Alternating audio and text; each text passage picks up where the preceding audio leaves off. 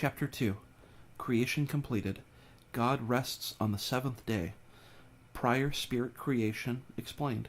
Adam and Eve placed in Garden of Eden. They are forbidden to eat of the tree of knowledge of good and evil. Adam names every living creature.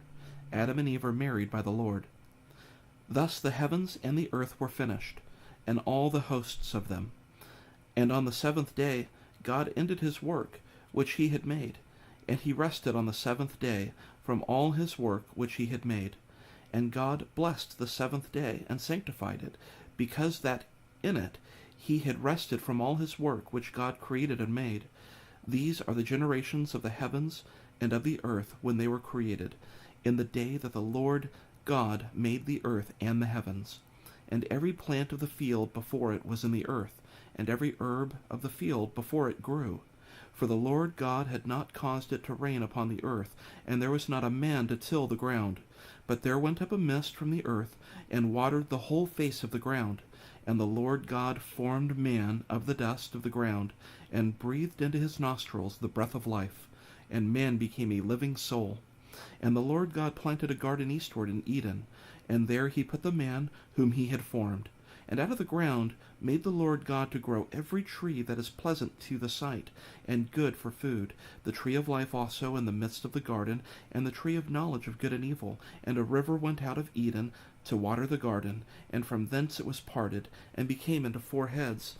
The name of the first is Pison, that is, it which compasseth the whole land of Havilah, where there is gold, and the gold of that land is good. There is bdellium, and the onyx stone, and the name of the second river is Gihon. The same is it that compasseth the whole land of Ethiopia. And the name of the third river is Hiddekel. That is it which goeth toward the east of Assyria. And the fourth river is Euphrates. And the Lord God took the man, and put him in the garden of Eden to dress it and to keep it. And the Lord God commanded the man, saying, Of every tree of the garden thou mayest freely eat, but of the tree of the knowledge of good and evil thou shalt not eat of it, for in the day that thou eatest thereof thou shalt surely die. And the Lord said, It is not good that the man should be alone. I will make him an helpmeet for him.